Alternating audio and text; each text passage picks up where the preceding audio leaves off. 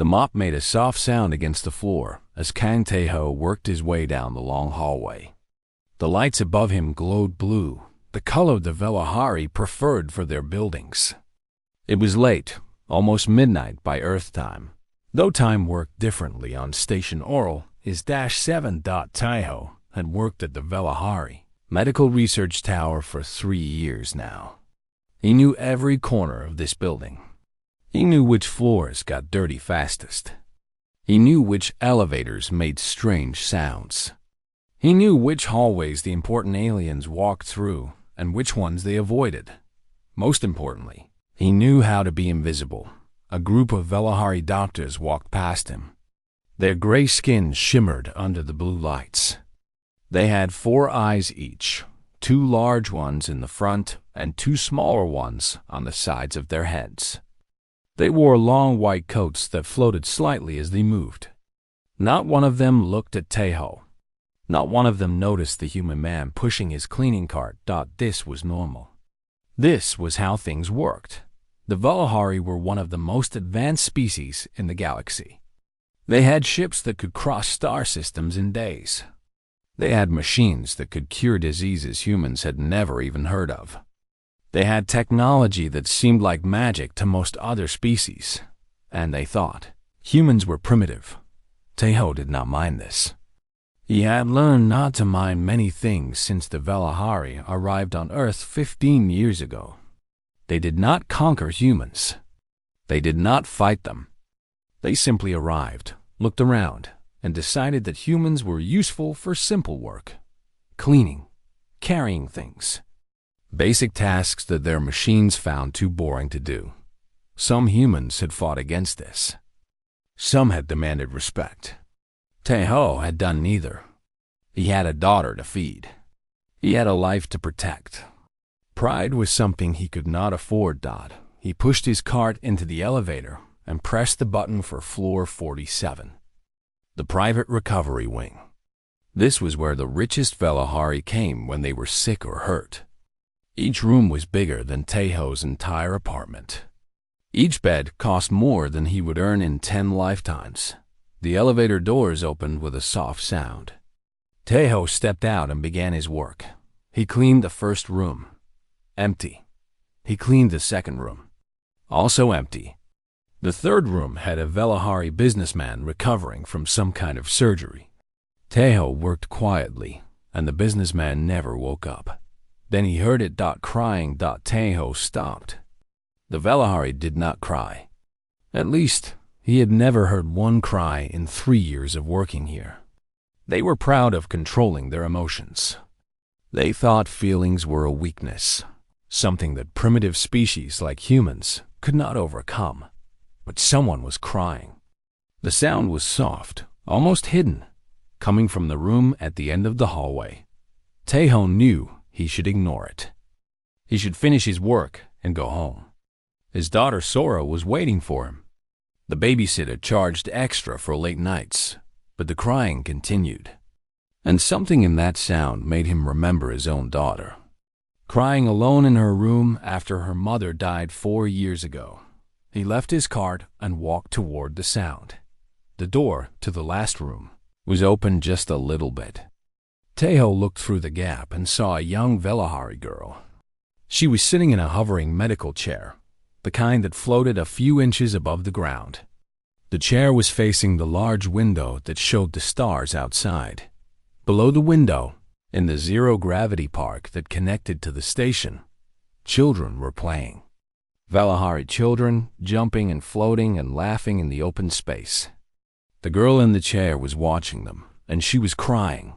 Tae-ho should have left. Every rule he had learned in 3 years told him to leave. Do not talk to patients. Do not enter private rooms. Do not get involved. But he had also been a father for 10 years. And fathers did not walk away from crying children. He knocked softly on the door. The girl turned quickly, wiping her eyes with her long fingers. When she saw that it was just a human janitor, something changed in her face. She was not scared or angry. She just looked tired. "What do you want?" she asked. Her voice was flat, empty. I heard crying, Taiho said simply. I wanted to make sure you were okay. The girl stared at him. Her 4 eyes blinked one pair at a time. I am fine, she said. You can go. Taiho nodded. But instead of leaving, he walked into the room and sat down on the floor near her chair. Not too close. Just close enough to share the same view of the window. The girl looked confused. What are you doing? Sitting, Taiho said. Why? Because sometimes people do not want to be fixed. Sometimes they just do not want to be alone. The girl said nothing. She turned back to the window. Below them, the children continued to play, their laughter too far away to hear. They sat like that for almost an hour. Taiho did not speak. He did not ask questions. He did not try to make her feel better with empty words. He just sat there, a human janitor and an alien girl, watching the stars together. Finally, the girl spoke. My name is Rihanna. I am Tahoe. You are human. Yes. Rihanna was quiet for a moment. My father owns this building. He owns many buildings. He's very rich and very powerful. Taiho nodded but said nothing. 3 years ago, there was an accident.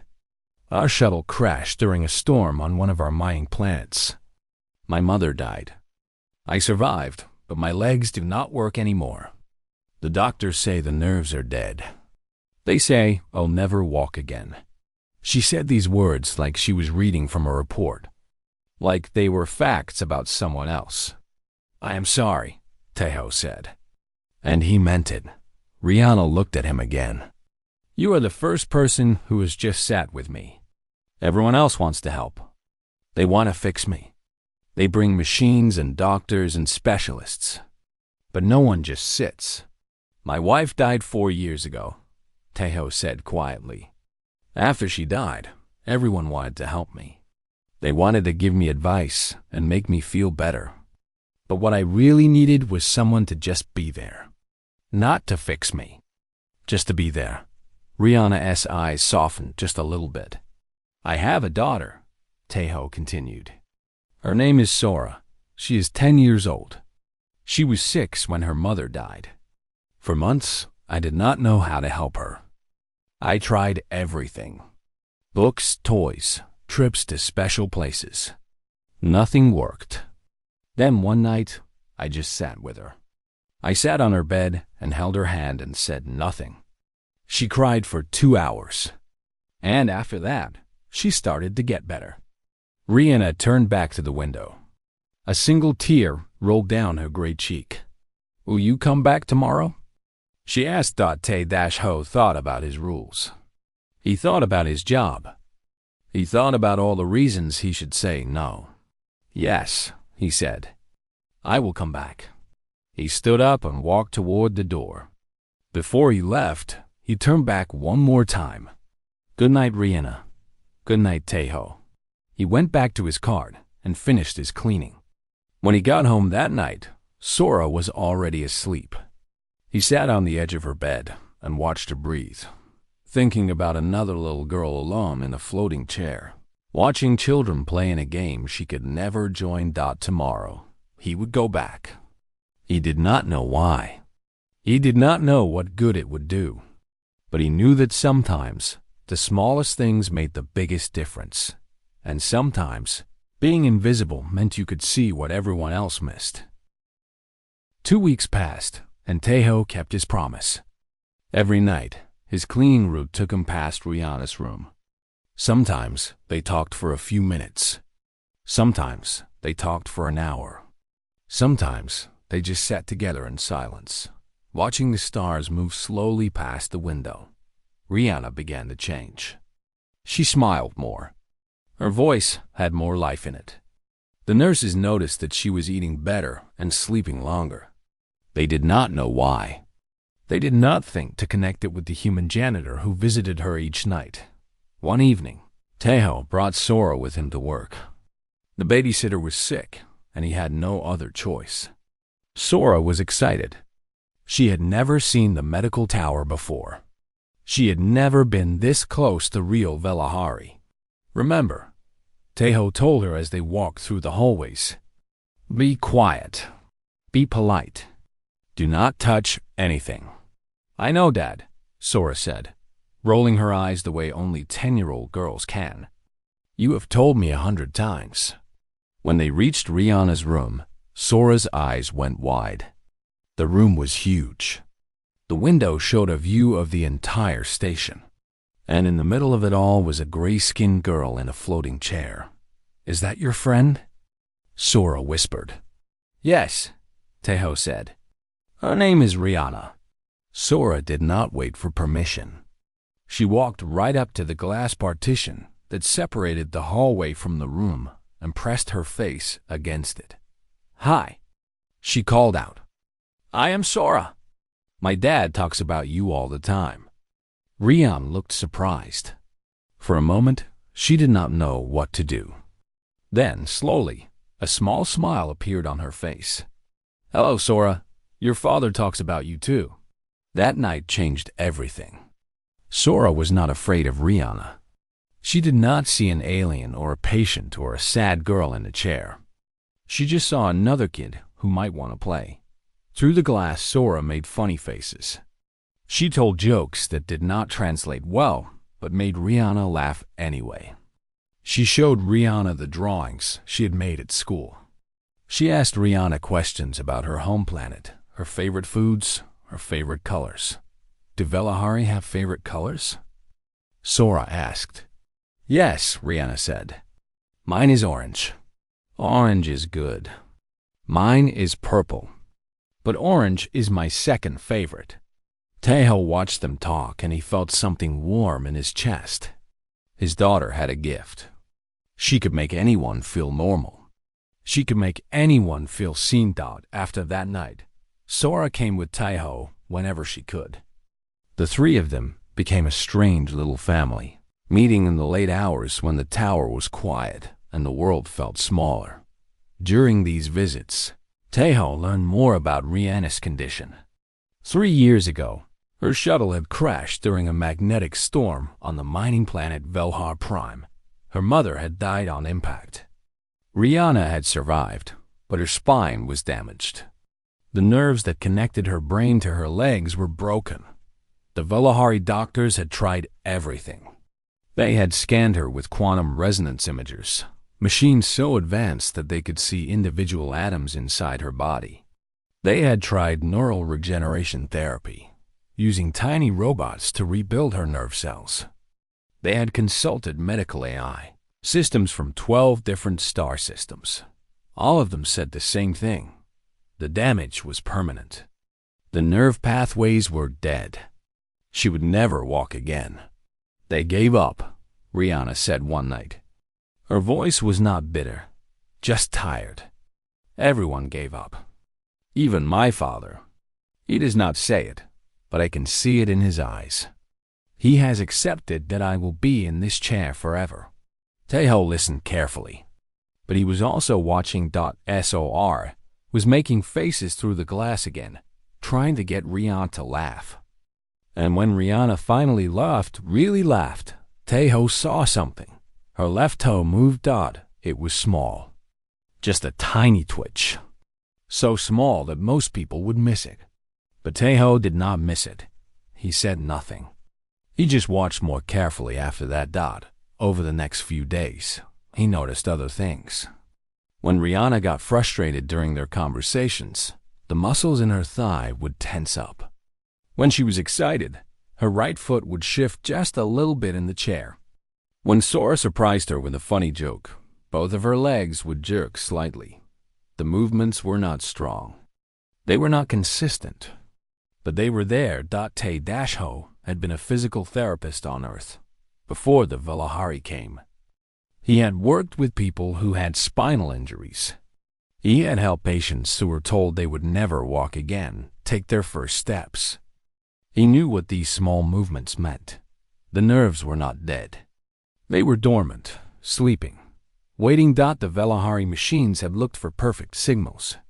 They had scanned for complete nerve pathways, healthy and whole. When they did not find perfect pathways, they declared the nerves dead. But human bodies did not work that way. Human nerves could heal slowly, imperfectly. They could build new pathways around damaged areas. They could wake up after years of silence. This was called neuroplasticity. Tejo had seen it many times in his old work. Patients who had no movement at all would suddenly twitch a finger after months of therapy. That twitch would become a grip. That grip would become a lift. That lift would become a walk. The Velahari did not know about this. Why would they? Their medicine was based on machines. They fixed things quickly and completely, or they declared them unfixable. They did not have patience for slow healing. They did not believe in imperfect recovery. But Tejo believed. He did not tell Rihanna yet. He did not want to give her hope that might be false. First, he needed to watch more. He needed to be sure. For the next week, he paid attention to every small movement Rihanna made. He kept notes on his datapad, hiding them in his cleaning schedule so no one would see. He recorded the times when her muscles twitched. He wrote down what she was feeling each time it happened. The pattern was clear. Strong emotions triggered weak muscle responses.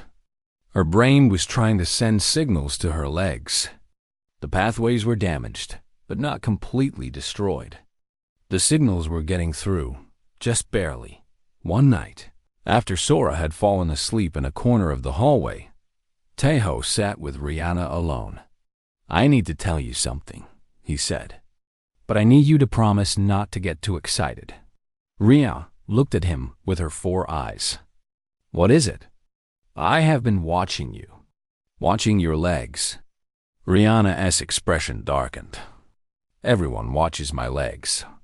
They watch them to see that they do not work." "No," Tejo said. "I have been watching them to see that they do work." Rihanna went still. "When you laugh, your left toe moves. When you get angry, your thigh muscles get tight. When Sora surprises you, both of your legs jerk a little bit. The movements are very small. Your machines probably cannot see them, but they are there." Rihanna stared at him. Her 4 eyes were wide. "That is impossible. The doctors said the nerves are dead." "The doctors were wrong," Tejo said simply. "Your nerves are not dead. They are weak. They are damaged. But they are not dead. On Earth, we have a word for what your body is doing. We call it neuroplasticity. It means your brain is trying to build new pathways. It is trying to find new ways to talk to your legs." Tears began to form in Rihanna's eyes. "Are you sure?" "I was a physical therapist on Earth before I became a janitor. I have seen this before. I have helped people who were told they would never walk again. It is slow. It is hard. It takes months, sometimes years. But it is possible." Rihanna was shaking now. Why did the doctors not see this? Tejo thought for a moment. Because they were looking for perfect signals.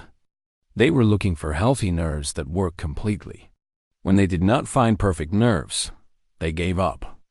But humans know that healing does not have to be perfect. Healing can be slow and messy and incomplete. And it can still work. Rihanna reached out and grabbed his hand. Her fingers were cold and thin, but her grip was strong. "Can you help me?" she asked. Tejo looked at this alien girl, this daughter of a millionaire who owned more than Tejo could ever imagine. He thought about his job, his rules, and all the ways this could go wrong.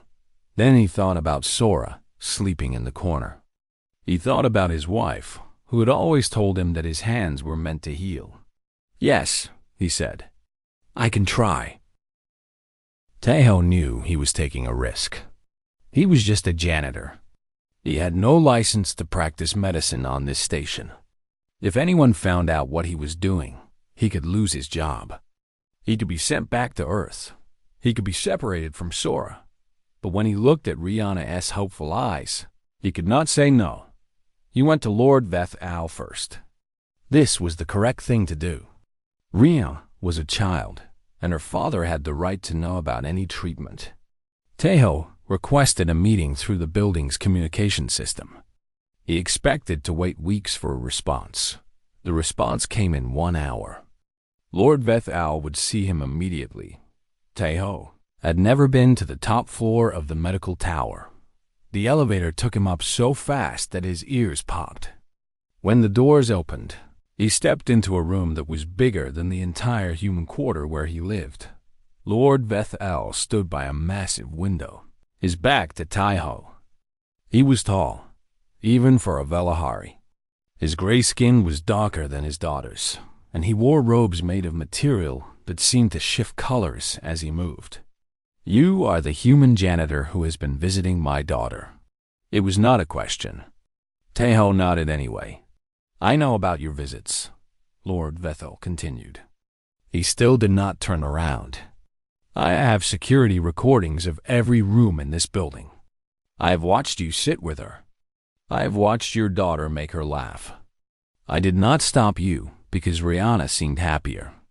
But now you have requested a meeting. Why? Taeho took a deep breath. I believe I can help your daughter walk again. Lord Vethal turned around slowly.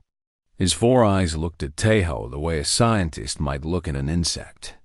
The greatest medical minds in 12 star systems have examined my daughter. They have used technology that your species cannot even imagine.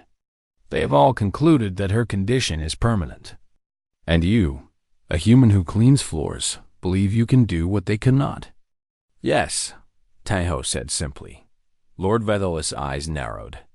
Explain. Taeho explained. He told Lord Vethel about the small movements he had observed. He explained neuroplasticity in simple terms. He described physical therapy, the slow process of rebuilding connections between the brain and body through repetitive movement and exercise. Lord Vethel listened without expression. When Taeho finished, the alien millionaire was quiet for a long moment.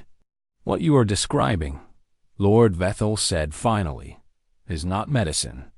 It is guessing. It is hoping. Your human bodies may heal this way because they are primitive, designed to survive without technology. Velahari bodies are more advanced. We do not need to heal slowly.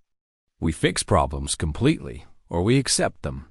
With respect, Taeho said, your machines only looked for perfect signals.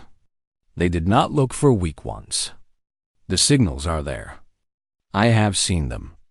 Lord Vethal's expression hardened. I have seen your people. I have watched how you live. You struggle and suffer and call it strength. You break your bodies and spend years recovering from injuries that our machines could fix in hours. This is not wisdom. This is primitiveness. Maybe, Taeho admitted. But primitive does not mean wrong. Lord Vethel walked toward Taeho until he was standing very close. The alien was almost 2 feet taller, and he used his height to make Taeho feel small. Stay away from my daughter, he said. His voice was cold. Do not speak to her. Do not visit her. Do not fill her head with false hope. If I see you near her again, you will be removed from this station and sent to the labor colonies on Earth's moon. Do you understand? Taeho wanted to argue. He wanted to fight. But he thought about Sora, sleeping safely in their small apartment. He thought about the life he had built here, fragile as it was. I understand, he said quietly. He left the tower and went home. That night, he held Sora while she slept and wondered if he had made the right choice. The next night, Taeho followed his orders. He cleaned the floors. He emptied the waste receptacles. He did not go to Rihanna's room. When his route took him past her hallway, he turned and went the other way. But on the third night, he found a message on his datapad. It was from Rihanna. I know my father talked to you. I know he told you to stay away. But I have been practicing what you told me. I have been trying to move my legs. And last night, I moved my toe. not by accident. On purpose. Please, I need your help. Taeho stared at the message for a long time. His hands were shaking that he should delete the message. He should forget about Rihanna. He should protect his job and his daughter and stay invisible like he had for 3 years. Instead, he wrote back, I will come tonight, but we have to be careful.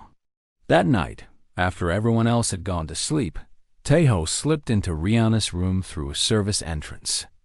The security cameras in that hallway had been broken for months. No one had bothered to fix them because no one cared about watching a janitor's closet. Rihanna was waiting for him.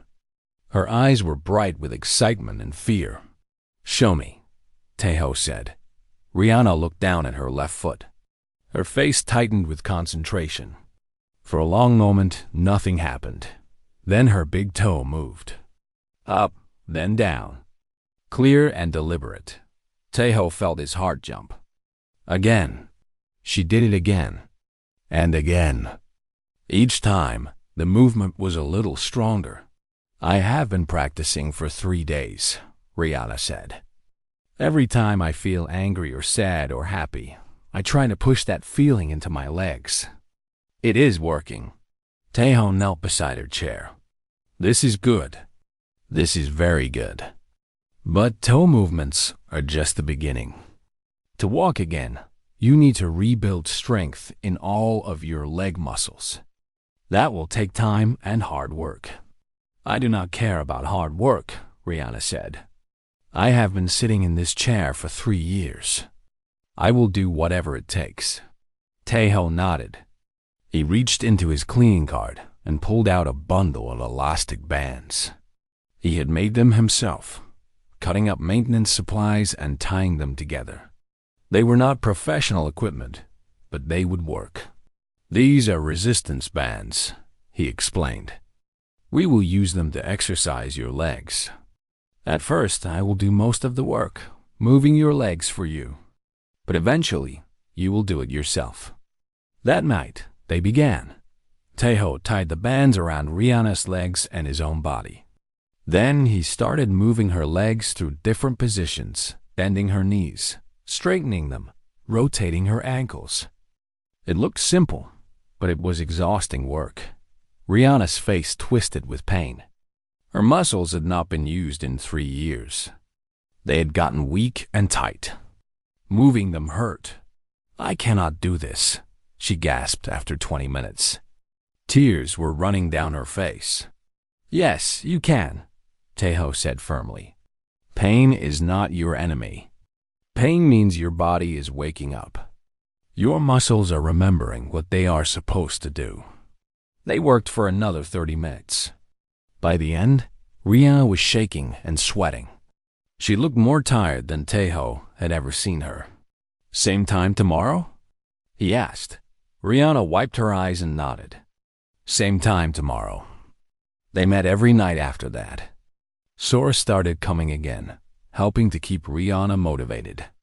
She made drawings of Rihanna walking and running. She made up silly songs about strong legs and dancing feet. She sat with Rihanna during the hardest moments and held her hand through the pain. 2 weeks passed. Rihanna could now move all of her toes on command. She could tighten her calf muscles. She could feel sensations she had not felt in years, hot and cold, pressure, even a little bit of pain. 3 weeks passed. Rihanna could bend her knees slightly. Just a few degrees, but it was movement. Real movement. Movement that the greatest doctors in the galaxy had said was impossible. The night she bent her knee for the first time, Rihanna cried. But these were not sad tears. These were tears of hope. How can I ever thank you? She asked Taeho. He smiled and looked at Sora, who was already drawing a picture of Rihanna running through a field of flowers. You can thank me by walking, he said. One day, you can thank me by walking. They were careful, so careful. For 6 weeks, Taeho and Rihanna met in secret, working through exercises that made her stronger every day. Sora helped keep watch, standing near the door and listening for footsteps. They used a broken security camera hallway every time. They never stayed longer than 2 hours, but secrets cannot last forever. It happened on a Tuesday night. Tejo was working Rihanna's legs through a new exercise, something harder than anything they had tried before. Rihanna was breathing heavy, her face tight with effort. Sora was at her usual spot by the door. Suddenly, Sora ran back into the room. Her eyes were wide with fear. "Someone is coming," she whispered. "Someone big?" The door opened before they could hide anything.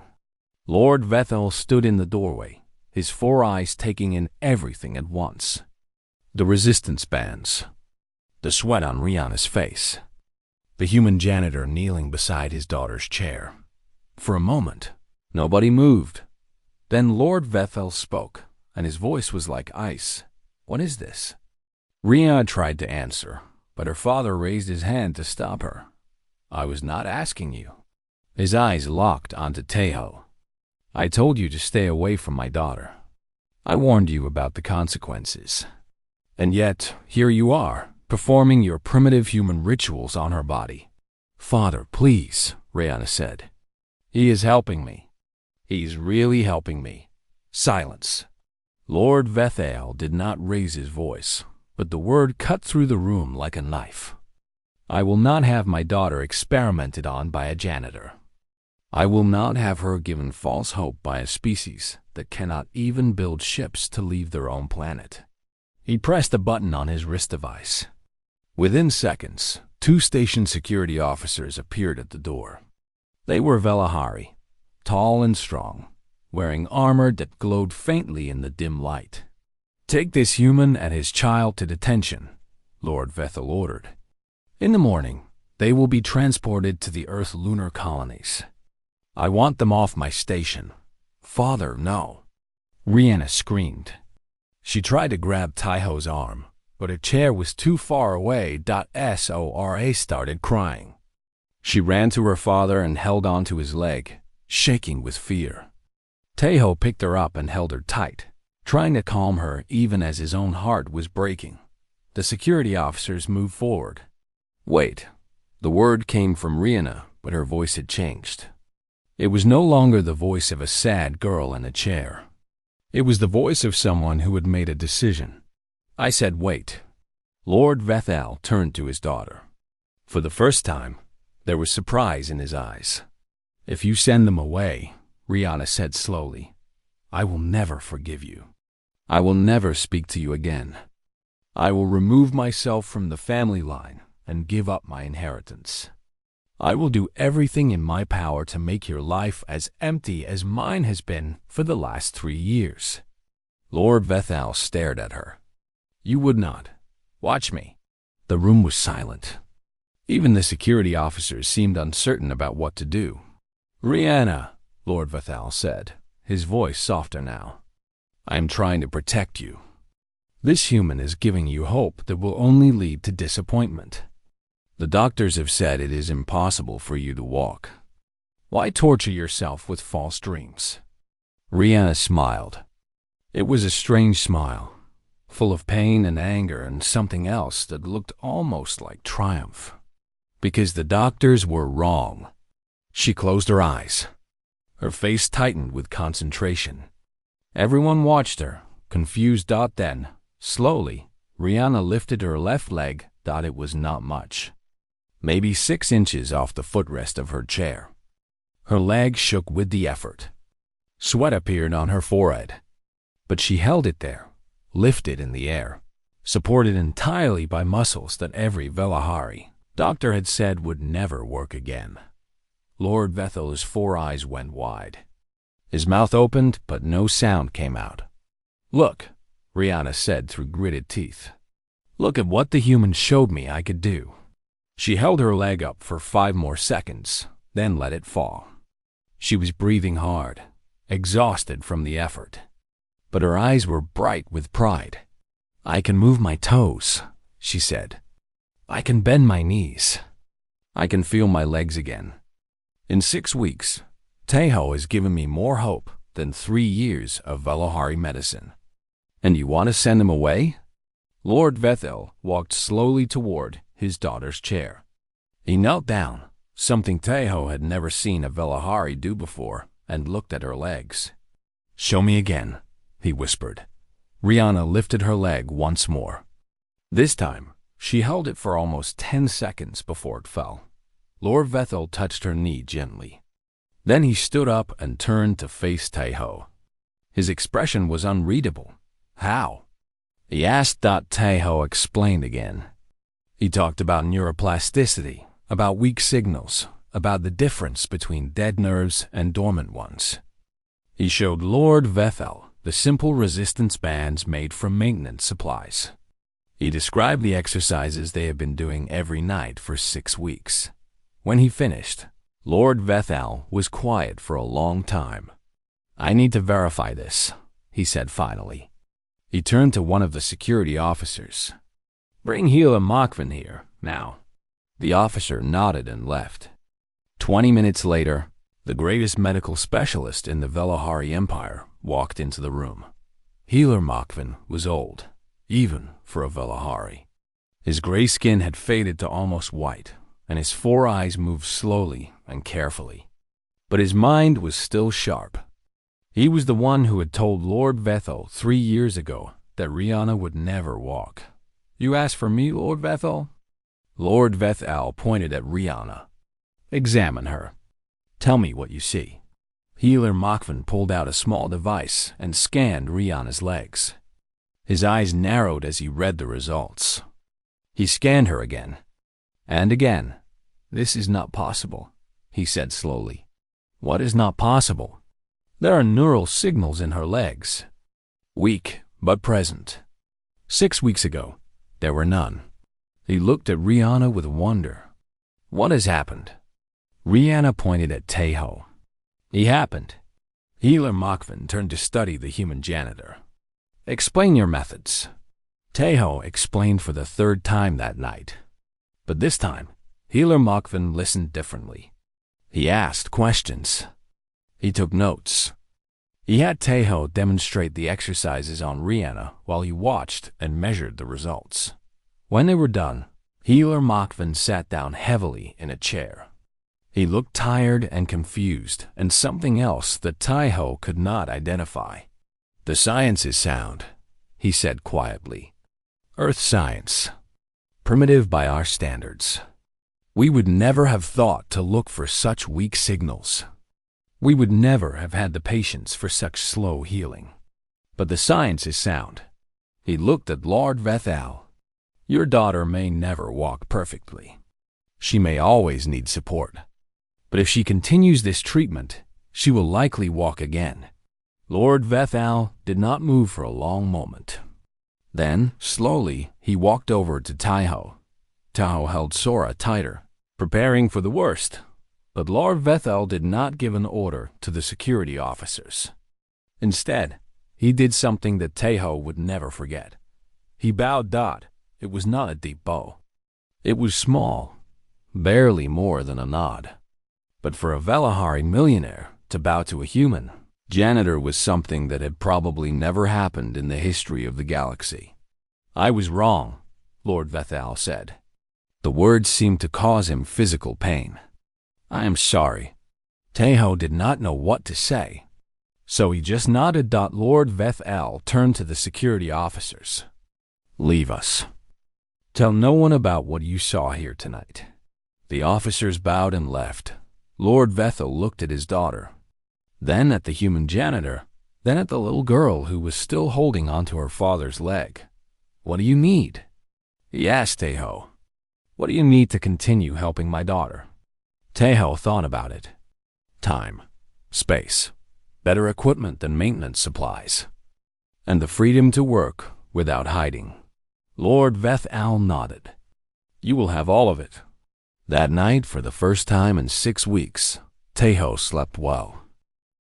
3 months had passed since the night Lord Vethel discovered the secret. 3 months of hard work.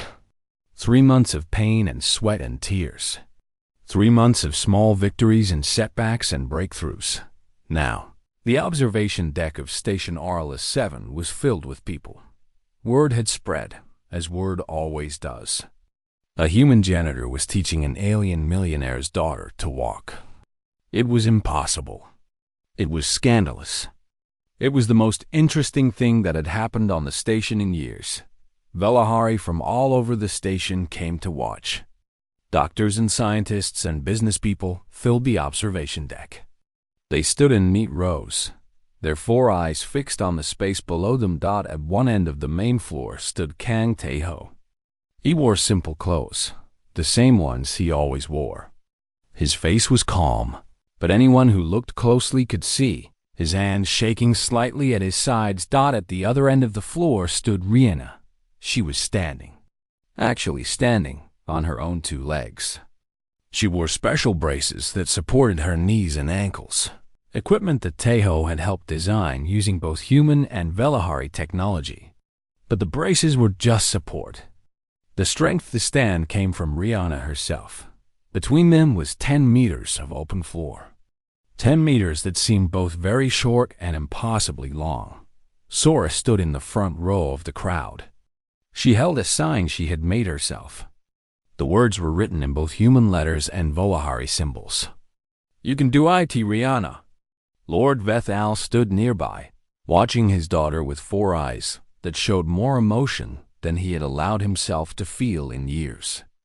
Beside him was Healer Mokvin, who had become a student of Tae-ho's methods in the past 3 months. The room fell silent. Rihanna took a deep breath. She looked across the floor at Tae-ho, at the human who had believed in her when no one else did. "Ready?" Tae-ho called out. Rihanna nodded. "Ready." She took her first step. It was awkward. Her leg moved forward slowly, her foot landing flat on the floor with a small sound. Her arms went out to the sides for balance. Her whole body shook with the effort, but she did not fall. She took another step. And another. The crowd watched in complete silence. Some of them had tears in their eyes. Others looked confused, as if they could not believe what they were seeing. A few Velahari scientists were recording everything, their devices tracking every movement of Rihanna's body. Halfway across the floor, Rihanna stumbled. Her left leg gave out as she started to fall forward. Tae-ho moved quickly, ready to catch her before she hit the ground. But Rihanna held up her hand. "No," she said, her voice strained. "I have to do this myself." She caught herself with her other leg. For a terrible moment, she wobbled, almost falling again. Then she straightened up. She was breathing hard.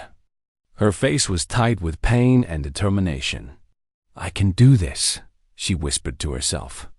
"I can do this." She took another step. And another. The last 5 meters seemed to take forever. Every step was a battle. Rihanna's legs shook.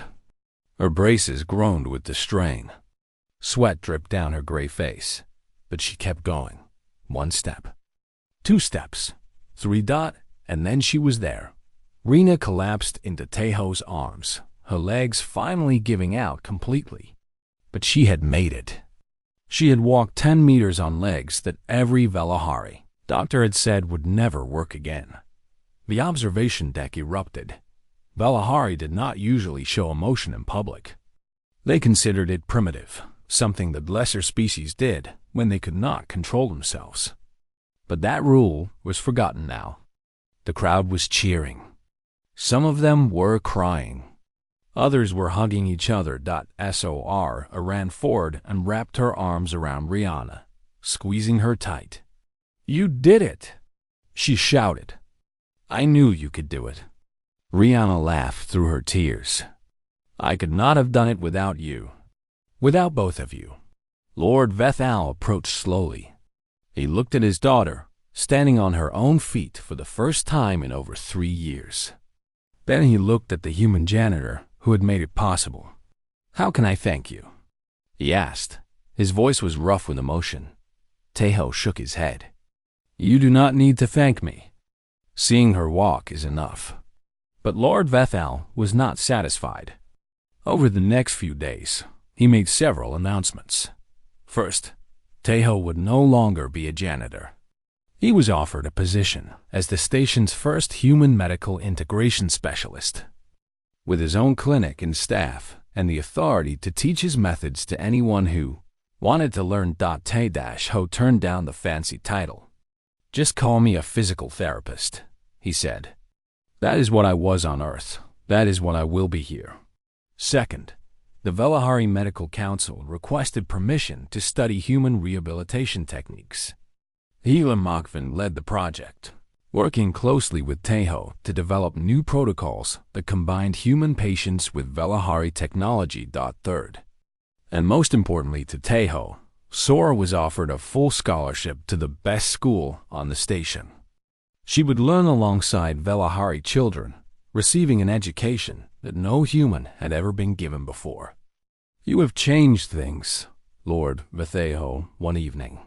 They were sitting in Riam's room, watching the sunset through the observation window. Rian and Sora were playing a game together, their laughter filling the space. "Not just for my daughter, for everyone. I did not mean to change things," Taeho said. "I just wanted to help.